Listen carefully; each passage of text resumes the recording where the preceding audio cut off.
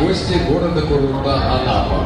Приглашаем посетить тоннельный океанариум «140 тонн воды», где рыбы плавают над вашей головой. На первом этаже вы увидите акул, бурен, морских коньков. На втором этаже вас ожидают ядовитые змеи, вараны, пауки, императорский скорпион. У входа в океанариум находится забавный попугай и огромный низкий крокодил. Каждый посетитель получает бесплатный билет на выставку американских станций. Фото и видеосъемка абсолютно бесплатны.